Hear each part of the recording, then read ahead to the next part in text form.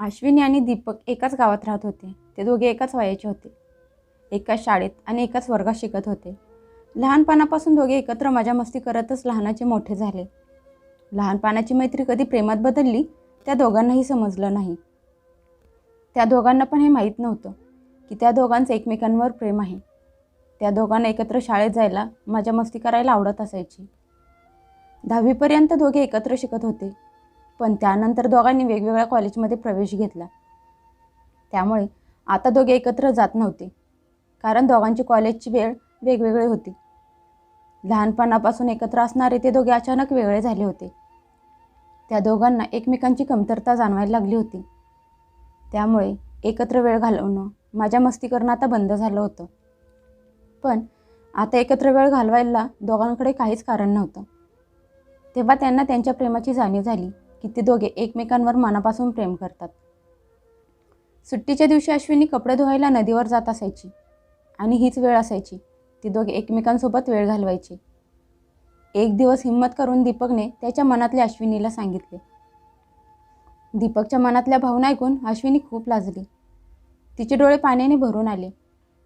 तिच्या डोळ्यात लाज दिसली. तिने लाजेने मान खाली घातली. तिने पण दीपकच्या प्रेमाला आनंदाने होकार दिला. तिच्या मनात दीपकबद्दल असणाऱ्या प्रेमाची कबुली दिली.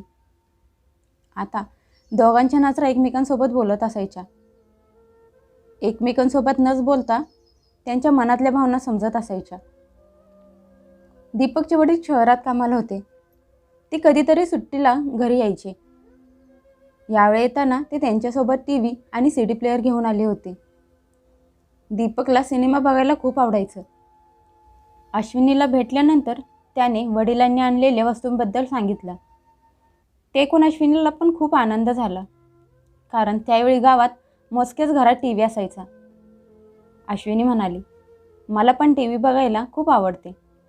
मला पण मराठी सिनेमा बघायला आवडतात. पण आपल्या गावात एकही थिएटर नाही. त्यामुळे जर बाबांसोबत शहरात गेले तर बाबा मला सिनेमा दाखवतात आणि आपल्या गावातल्या जत्रेत बघायला मिळतो. अश्विनीचं बोलणं ऐकून दीपक उदास झाला आणि म्हणाला, मी तुला माझ्या घरी घेऊन गेलो असतो आणि सिनेमा दाखवला असता, पण असं नाही करू शकत. त्याचा उतरलेला चेहरा बघून अश्विनी त्याचा मूड चांगला करण्यासाठी हसत म्हणाली, अरे काय झालं, वाईट वाटून घेऊ नकोस. तू मला सिनेमा काही नंतर पण दाखवू शकतोस ना. अश्विनीचं बोलणं ऐकून दीपक लाजला.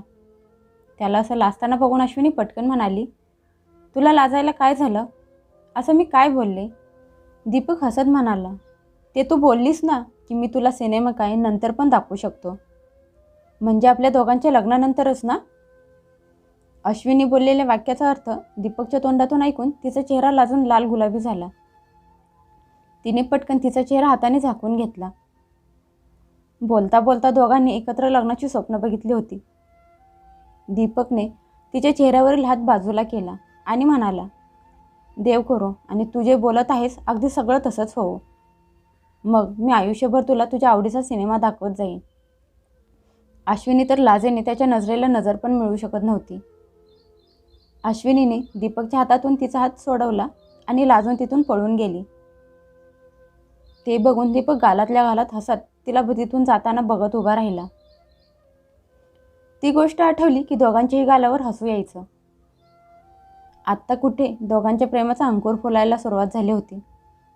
तेवढ्यात दोघांची लांब जायची वेळ आली. दीपकचे बाबा जेव्हा परत सुट्टीवर गावाला आले तेव्हा यावेळी बरोबर जाताना ते त्याच्या बायकोला आणि मुलाला त्यांच्यासोबत शहरात घेऊन जाणार होते. कारण शहरात राहिल्यामुळे त्यांना त्यांच्या बायको मुलासोबत वेळ घालवायला मिळत नव्हता. त्यांचं सगळं लक्ष गावाकडे, त्यांच्या कुटुंबाकडे लागलेलं असतं. त्यामुळे कामावर पण नीट लक्ष लागत नव्हतं. आठवड्यात सुट्टी घेऊन एवढा लांबचा प्रवास करून भेटायला यायला लागायचं. बायकोशी, मुलाशी नीट बोलायला पण मिळत नाही आणि जायची वेळ यायची. बाबांचं बोलणं ऐकून दीपकला धक्काच बसला. त्याला काहीच कळत नव्हतं की तो आता अश्विनीशिवाय कसं राहणार होता. शहरात गेलो की तिला भेटता येणार नाही, तिच्याशी बोलता येणार नाही. तो शेवटचं अश्विनीला भेटायला नदीच्या किनारी गेला. जेव्हा त्याने बाबांसोबत शहरात गाव सोडून कायमचे जाणार आहे ही गोष्ट अश्विनीला सांगितली तेव्हा हे ऐकून तिच्या पायाखालची जमीनच सरकली आणि ती त्याच्या गळ्यात पडून हुंदके देऊन रडायला लागली. खूप वेळ रडल्यानंतर दोघांनीही एकमेकांना वचन दिली की ते एकमेकांची वाट बघतील. खूप वेळ अश्विनी दीपकच्या खांद्यावर डोकं ठेवून रडत होती. आता दीपकला तिला भेटता येणार नव्हतं, त्याला बघता बोलता येणार नाही हा विचार करून तिचं मन भरून आलं होतं. दोघेही गप्प बसले होते, पण त्यांची मन एकमेकांसाठी झुरायला लागली होती. ती नदी त्या दोघांच्या प्रेमाची साक्षी होती. दोघांच्या डोळ्यातून पाणी थांबायचं नावच घेत नव्हतं. त्यांना माहीत नव्हतं की ते आता एकमेकांशिवाय कसे राहणार आहेत. त्यांच्या भविष्यात काय लिहून ठेवलं आहे हे त्या दोघांना पण माहीत नव्हतं. पण त्यांचा त्यांच्या प्रेमावर विश्वास होता. त्यांचं प्रेम पवित्र आणि खरं आहे, त्यामुळे ते नक्की पूर्ण होणार. दीपक तिथून निघून गेला आणि कायमचं गाव सोडून बाबांसोबत शहरात राहायला गेला. तो अश्विनीला पत्र पण लिहू शकत नव्हता, कारण तसं केलं तर सगळ्यांना समजलं असतं ही भीती होती. त्यावेळी फोन पण नव्हते, त्यामुळे त्यांच्याकडे संपर्क साधण्यासाठी दुसरा कुठलाही मार्ग नव्हता. ते दोघे एकमेकांच्या मनात असणाऱ्या प्रेमाच्या आधारावर जगत होते. बघता बघता 5 वर्ष निघून गेली. दोघांची शिक्षणं पण पूर्ण झाली. आता अश्विनीच्या घराच्यांनी तिच्यासाठी स्थळ बघायला सुरुवात केली आणि इकडे अश्विनी दीपकच्या वाटेकडे डोळे लावून बसली होती. तिला तर दीपकच्या घरचा पत्ता पण माहीत नव्हता की त्याला सांगावं की घरच्यांनी तिच्यासाठी स्थळ बघायला सुरुवात केली आहे. तिला दीपकचा खूप राग यायला लागला होता की एवढ्या वर्षात तो एकदा पण तिला भेटायला गावाकडे आला नव्हता. शहरात जाऊन तिथल्या मुलींना बघून दीपक तिला विसरला तर नसेल ना, हा विचार करून ती खूप रडत असायची आणि उदास व्हायची. ती विचार करायची की तिने तिचं प्रेम कायमचं तर गमावलं नाही ना. हा विचार करून तिच्या मनाचे तुकडे तुकडे व्हायचे. अश्विनीला बघायला मुलं पण यायला लागली. जेव्हा जेव्हा मुलगा तिला बघायला यायचा तेव्हा तिचं काळीज धडधड करत असायचं.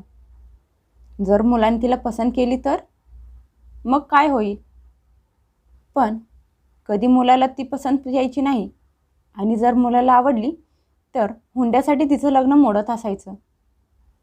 अश्विनीचे आईवडील पण खूप टेन्शनमध्ये होते, कारण कुठलंही स्थळ हुंडा न घेता लग्नाला तयारच होत नव्हतं. त्यांची घरची परिस्थिती पण बेताचीच होती आणि त्यामुळे ते त्यांच्या मुलीला जास्त हुंडा देऊ शकत नव्हते आणि कुठून गोळाही करू शकत नव्हते. एक दिवस अचानक अश्विनीचे बाबा मिठाईचा बॉक्स घेऊन घरी आले आणि सगळ्यांचे तोंड गोड करून म्हणाले, आपल्या अश्विनीला मुलाने पसंत केलं आहे आणि तिचं लग्न ठरलं आहे. तिची आई आश्चर्यचकित होऊन म्हणाली, असं कसं अचानक लग्न ठरलं? मुलाकडचे आपल्या मुलीला बघायला पण आले नाहीत आणि मग कसं काय तुम्ही लग्न ठरवलं? तिचे बाबा म्हणाले, हे बघा मालकीनबाई, मुलाकडच्या लोकांनी हुंडा न घेता लग्नाला होकार दिला आणि माझ्यासाठी हे खूप महत्त्वाचं आहे. मुलगा पण छान आहे, नोकरी करतो. माझा असा विचार आहे की जे लोक हुंडा मागत नाहीत त्या लोकांचा स्वभाव पण ठीकच असणार. बरोबर बोलत आहे ना मी? अश्विनीची आई पण हे ऐकून खुश झाली. त्या म्हणाल्या, मुलाचा फोटो असेल तर दाखवा ना, अश्विनीला पण दाखवते. या गोष्टीवर तिचे बाबा खूप चिडले आणि म्हणाले, मी मुलाला बघितलं आहे ना, मग तिला बघायची काय गरज आहे? मी तिच्या चांगल्याचाच विचार करणार, मी काय तिचा दुश्मन नाही. त्या दिवशी अश्विनी खूप रडली. तिला असं वाटलं की आता तिच्या जगण्याला काहीच अर्थ उरला नाही. पण ती काही चुकीचं करून तिच्या आईवडिलांची अब्रू अशी वेशीवर टांगणारी नव्हती आणि तसंही तिला स्वतःलाच दीपकबद्दल काहीच माहीत नव्हतं. मग ती तिच्या घरच्यांना त्याच्याबद्दल कसं काय सांगू शकत होती? पण आता काहीच होऊ शकत नव्हतं, कारण तिच्या बाबांनी तिचं लग्न ठरवलं होतं. जसजसा तिच्या लग्नाचा दिवस जवळ येत होता, घरात सगळीकडे नुसते आनंदाचे वातावरण पसरले होते. पण अश्विनी खुश दिसत नव्हती. तिच्या चेहऱ्यावर जरा पण तेज नव्हते. एक दिवस घरात मन लागत नाही म्हणून ती नदीच्या किनारी जाऊन बसली. ती तिच्या आणि दीपकच्या आठवणीत रमली आणि तिच्या डोळ्यातून पाण्याच्या धारा वाहू लागल्या, कारण शेवटचं ती या ठिकाणी दीपकला भेटली होती.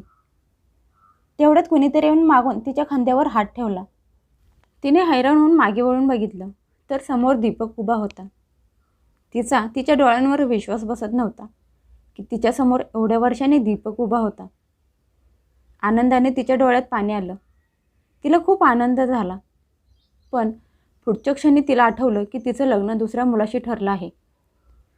ती रडत दीपकला म्हणाली, दीपक, तू यायला खूप उशीर केलास. बाबांनी माझं लग्न दुसरीकडे ठरवलं आहे. त्यामुळे आता येऊन पण काहीच फायदा नाही. दीपक, तू सांग, तू एवढ्या वर्षात मला कधीच का भेटायला आला नाहीस? हेच तुझं प्रेम होतं का? आता तर सगळं संपलं आहे दीपक. असं म्हणत ती हुंदके देऊन रडायला लागली. दीपक पुढे येऊन तिला आधार द्यायचा प्रयत्न करत होता. पण अश्विनीने त्याला रागाने दूर ढकललं आणि म्हणाली, आता कुठल्या अधिकाराने माझ्याजवळ येत आहेस? मी तुझ्यावर खूप नाराज आहे. दीपक हसत म्हणाला, अगं वेडाबाई, असं कसं मी तुला विसरू शकतो आणि तुझं लग्न दुसऱ्यासोबत होऊन देऊ शकतो? तुला माहीत तरी आहे का तुझं लग्न कुठल्या मुलाशी ठरलं आहे ते? अगं वेडे, तो तर मीच आहे. मी माझ्या आईबाबांना तुझ्याबद्दल सांगितलं आणि मग माझे आईबाबा तुझ्या बाबांना येऊन भेटले. त्यांनी तुझ्या आणि माझ्या प्रेमाबद्दल तुझ्या बाबांना सांगितलं. त्यानंतर तुझे बाबा आपल्या प्रेमासाठी आपल्या दोघांच्या लग्नाला तयार झाले. मला तर असं वाटत होतं की आपल्या लग्नाच्या पहिल्या रात्री तुला हे सत्य समजावं. पण नंतर मला असं वाटलं की तू काही चुकीचं पाऊल उचललं तर, आणि तू लग्नाचे कुठलेच विधी आनंदाने करणार नाहीस. पूर्ण लग्नात तू उदास आणि नाराज राहशील. म्हणून मी तुला लग्नाच्या आधी भेटण्याचा निर्णय घेतला. दीपकचं बोलणं ऐकून अश्विनीच्या जीवात जीव आला आणि एका क्षणाचा विलंब न करता ती दीपकच्या गळ्यात पडली. त्याला जोरात मिठी मारली. दोघांच्याही डोळ्यात आनंदाचे अश्रू होते. काही दिवसातच दोघांचे लग्न पूर्ण विधीने पार पडलं. अश्विनी पहिल्या रात्री खूप आतुरतेने तिच्या नवऱ्याची, दीपकची वाट बघत होती. तिचा नवरा खोलीत आला. अश्विनी दीपकच्या प्रेमात पूर्णपणे बुडाली होती. तिने प्रेमाने दुधाचा ग्लास दीपकला दिला. पण दीपकने अगोदर तो ग्लास अश्विनीच्या तोंडाला लावला आणि मग उरलेले दूध तो पिला.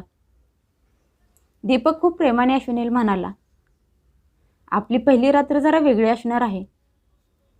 अश्विनी आश्चर्याने त्याच्याकडे बघायला लागली. दीपक म्हणाला, चल आज आपण दोघे मिळून खूप छान रोमॅन्टिक सिनेमा बघूयात एकत्र. तुला आठवतंय का, खूप वर्षापूर्वी तू मला बोलली होतीस की सिनेमा काय तू मला लग्नानंतर पण दाखवू शकतोस. मग चल आजची रात्र आपण दोघे मिळून एकत्र सिनेमा बघूयात. हे ऐकून अश्विनी खूप खुश झाली की एवढी जुनी गोष्ट पण दीपकच्या आठवणीत होती आणि तीच गोष्ट आज सत्यात उतरली होती. त्यानंतर दीपक आणि अश्विनीच्या आयुष्यात खूप प्रेमाच्या रात्री आल्या. पण लग्नाची पहिली रात्र त्यांनी आयुष्यभर आठवणीत राहील अशी साजरी केली आणि ती रात्र त्यांनी त्यांच्या मनात कोरून ठेवली. आयुष्यभराच्या जोडीदाराची गरज ही प्रत्येकाला असते, पण ज्याच्यावर आपण जीवापाड प्रेम करतो आणि त्याचं पण तुमच्यावर मनापासून प्रेम असतं आणि तोच जर तुम्हाला तुमचा आयुष्याचा साथीदार म्हणून मिळाला तर जीवनात याच्यापेक्षा आनंदाची दुसरी कुठलीच गोष्ट असू शकत नाही. आज दीपक आणि अश्विनीच्या प्रेमाच्या नात्याला एक नाव मिळालं होतं. म्हणूनच म्हणतात ना, सबुरीचं फळ गोडच असतं.